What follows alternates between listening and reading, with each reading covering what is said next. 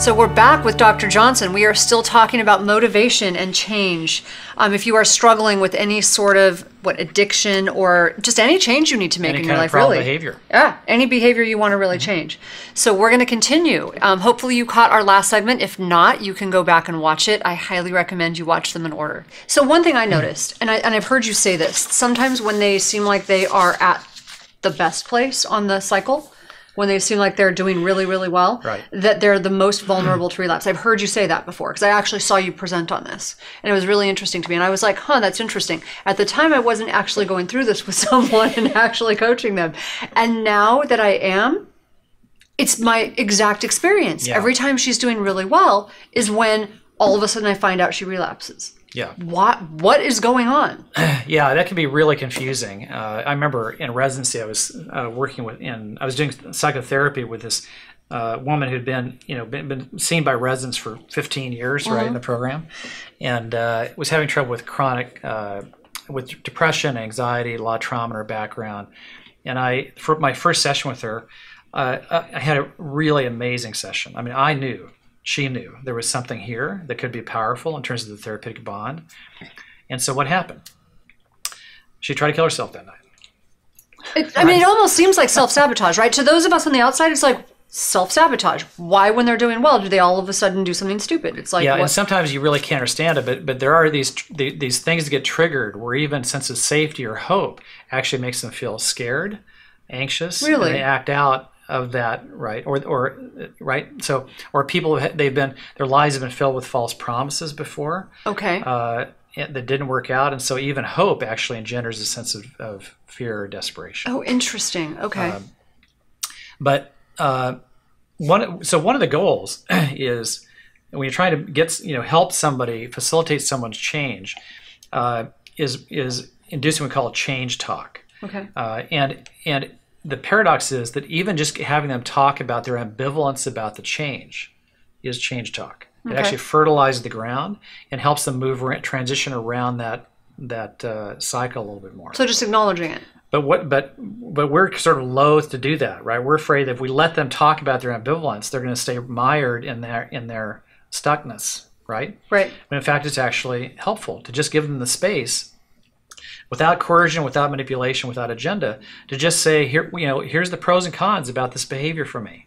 Okay. Right. That actually helps them kind of work through some of that, and then you can start promoting. There's questions you can ask, get to in a couple minutes, that gets them shifting from why my current behavior makes sense and why I like doing it to how differently my life could look if I was to reduce this or let it go. I like that. Okay. So one little paradoxical thing you could do. Let's say you're talking, you work with a lot of people with nutrition or exercise, lifestyle changes. So let's say, you ask somebody, if you're, on a 1 to 10 scale, how motivated are you to start eating cleaner? And he goes, oh gosh, I don't know. It's really not my thing. Maybe it's a 3 out of 10. So what would your next question be? So, there's so many questions I could ask. So if it's a 3 out of 10, so tell me about that. What would motivate you to want to do better, or tell me about why it's a 3, Right. So our typical NAB response is well, what would it take to get it to 4 out of 10 or 6 out of 10 or 8 out of 10, right? Or why isn't it a 6 out of 10? Okay. What does that get them talking about? Why they're not there. Their resistance, right? Why that isn't so? But instead, what do you say? Well, why isn't it 2 out of 10? Oh, I like that. So you flip it. That's great. Right. So what do they then get? What does that get them talking about? Well, the reasons why I'm thinking about making a change. So now they're actually talking about why they want to do it, even if it's only a little. Right. And it's them talking about it. That's interesting. That's actually really good. Right. It's kind of a cool little paradoxical kind of thing. So rather than going, oh, why is it only a 3? It's like, oh, that's cool. Why is it a 3? Right. Tell me why it's not. Right. At least it's a 3. The other thing is I think you do this part well too, is called reflective listening. So if people are talking about their ambivalence, again, it's really hard. When I train docs, it's really hard to get them to not do this. Is we want to jump in with, okay, so I hear a little motivation. So why don't we try this, this, and this? Or if you don't, here's what might happen, right? So we start kind of taking control of the process. Yeah, I'm really good at that. So there's a process called reflective listening or mirrored listening, where if you just simply repeat back what they're saying, you don't have to reframe it, you don't have to interpret it for them, do anything with it psychologically.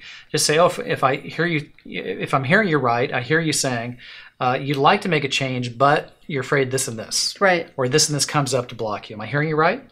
Right. So you don't have to do anything, kind of fancy with it. Just reflecting it back sort of hangs them on the hook of their own values and intentions, and say, yeah, what is that about? That's so interesting. I've actually learned, and I've gotten really good at doing that with my teenager, actually when she was young. And I just have not sort of flipped that into when I get really frustrated with this whole addiction thing. Right. So with coaching someone through the addiction process. So now maybe I need to think more like I'm dealing with a teenager.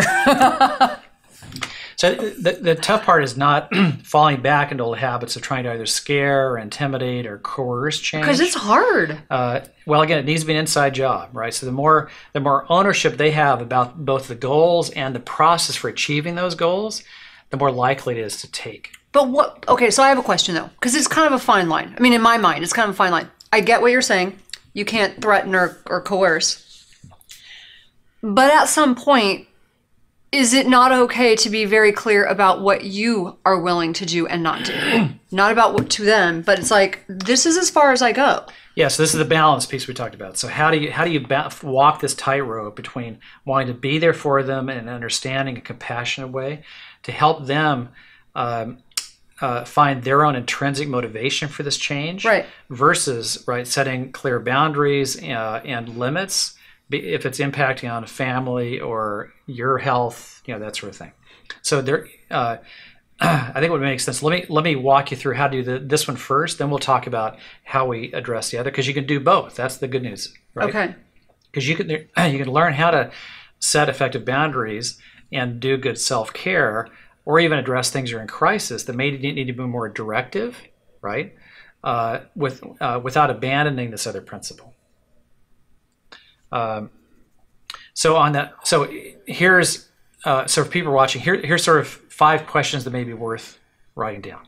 So to help them transition, around that cycle of change and motivation. So one is, has blank, right? Whatever their problem behavior is, his spending, his gambling, his overeating, alcohol, come to play a bigger role in your life than you wanted to or expected it to. That's all. Dead simple, right? So because people don't have to identify as an addict or being out of control to have it to recognize that, yeah, this thing's actually grown bigger than I wanted to, and so yeah, I am kind of motivated to either cut back or quit, right? So the bar is super low. Okay. So that simple question can kind of help put things on the table in a way that's non-shaming and non-directive. You're not asking for commitment, right? I like that. So then the second, and this is maybe the most important thing, is if you decided to eat more healthy, exercise more, right? Cut back on your alcohol, reduce your gambling, whatever that thing is, how could that benefit you, right? How would your life look or feel differently if you were able to cut back?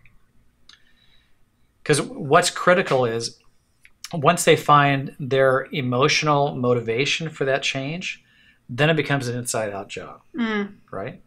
But unless they have their own North Star that's identified for why I'm motivated to make this change, then it's all your motivation for me. Mm-hmm. And what's my impulse? Right. Push back. So you're on the other end. Or hide it. Other than this tug of war rope, right? How's that work for you, right? Doesn't. It definitely does not. Doesn't work for any of us. Here's the challenge part is you end up having to spend 5 times as much time on that piece as you ever thought you would need to, right? Because our temptation is to say, if someone's, you say, well, have you thought about cutting back on your smoking? Well, yeah, I know it'd be healthier for me. It's probably better for my lungs. I'm just not sure I'm ready yet, right? And so then our impulse is to jump to strategy. Mm-hmm. Well, where do you think you could start, right? So have you thought about Nicorette, right? No, right? So you think about mirrored listening, reflective listening. So it sounds like, if I'm hearing you right, it sounds like you're a little concerned about smoking. You're thinking about changing someday, but you're not yet ready to make that change. Am I getting you right? Yeah. So tell me, what do you like about smoking? What does it do for you, right? I like that. Right. So once they have a sense that you're really hearing them, so talk more about how life, what benefits that you could accrue if you were able to cut back. Well, I guess I could, I'm getting shorter breath when I exercise. So if I spend time with my grandkids, I can't walk with them very long because I get out of breath. So maybe I could play with my grandkids more. Now we're getting somewhere. Right. So still, you don't planting leave their that. own seeds. Reflective listening. Oh my gosh! So you're saying if you're smoking less, you could breathe more easily. You actually spend more time with your grandkids, maybe do more stuff with them. Am I hearing you right? So if you had more time with your grandkids, what would that open up? Right. So you keep drilling down that onion because what you want to get to places where it's in their bones. Right. I mean, they're literally if they get tearful thinking about the vision for what life could look like with that change, then you've got them. Right. Then you can move on to the next piece. Right. But our tendency is to really get short shrift, to that motivational, that vision piece. This is just such practical, useful information. So thank you so much. And we are actually going to continue. We still have more information on really how to help people help others in their lives with this struggle. So, Exactly. Yeah, stay with us. We've got one more segment to help you out.